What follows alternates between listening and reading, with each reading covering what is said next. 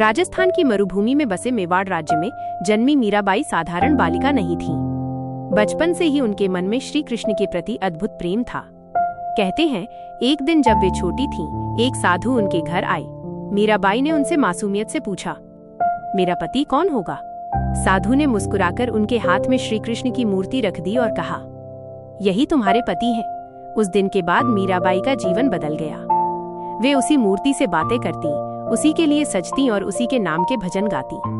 कृष्ण उनके लिए केवल भगवान नहीं, बल्कि सखा, स्वामी और प्राणनाथ बन गए। समय बीता और मीराबाई का विवाह मेवाड़ के युवराज भोजराज से हुआ। राजमहल में वैभव था, सम्मान था, पर मीराबाई का मन वहां कभी स्थिर नहीं हुआ। रानी होने के बाद भी वे महल की मर्यादाओं में नहीं बंध सकी।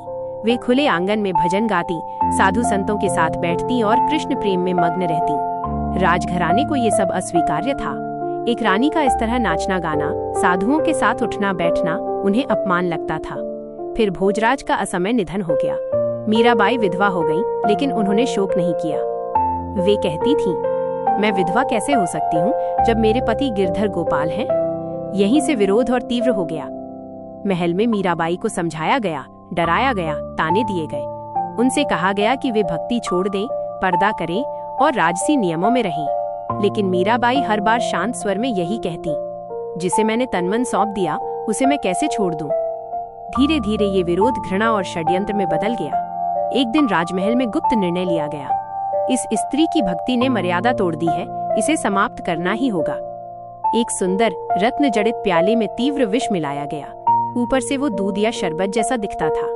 संदेश भिजवाया गया, रानी जी, ये आपके लिए विशेष प्रसाद है। मीराबाई ने प्याला देखा। उनके मन में कोई शंका नहीं आई। उन्होंने उसे दोनों हाथों में लिया, आंखें बंद की और कृष्ण का स्मरण किया। हे गिरधर, ये तुम्हारी इच्छा है तो मुझे स्वीकार है। पूरा महल सांस रोके देख रहा था। मीराबाई ने वो प्याला पी लिया। क्षण बीतने लगे।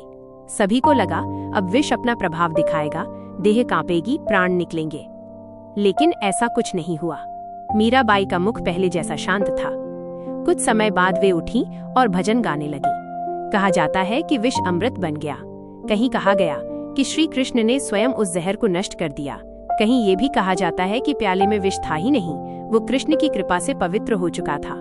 अंततः मीराबाई ने वैभव, मान सम्मान और राजसी सुखों को त्याग कर गृहत्याग का निर्णय लिया।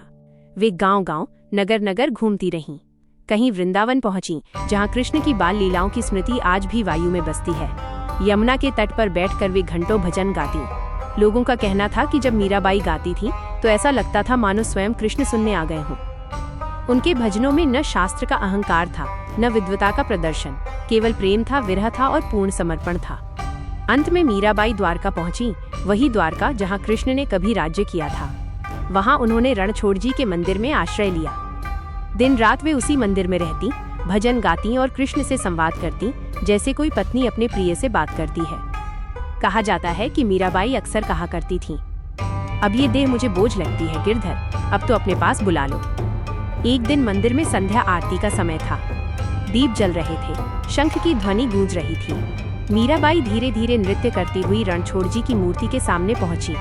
उनके नेत्रों से आंसू बह रहे थे, होठों पर अंतिम भजन था, पायो जी मैंने राम रतन धन पायो। अचानक मंदिर के द्वार बंद हो गए। भीतर तेज प्रकाश फैल गया। बाहर खड़े लोग आश्चर्य में पड़ गए। जब कुछ समय बाद द्वार खुले तो मीराबाई वहां नहीं थी। किंवदंती है कि मीराबाई की देह रणछोड़ जी की मूर्ति में विलीन हो गई। वहां न शरीर मिला, न वस्त्र, केवल भक्ति की सुगंध और शांति शेष रह गई। लोग समझ गए ये मृत्यु नहीं थी, ये मोक्ष था। यह उस आत्मा का अपने परमात्मा में लय होना था, जिसे उसने जीवन भर प्रेम किया।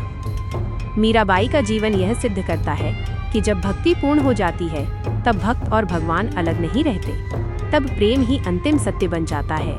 आज भी जब मीराबाई के भजन गूंजते हैं तो ऐसा लगता है जैसे वे कह रही हों, मैं कहीं गई नहीं हूँ, मैं तो गिरधर में समा गई हूँ। अगर आपको ये वीडियो पसंद आया हो तो लाइक और सब्सक्राइब जरूर करें। धन्यवाद।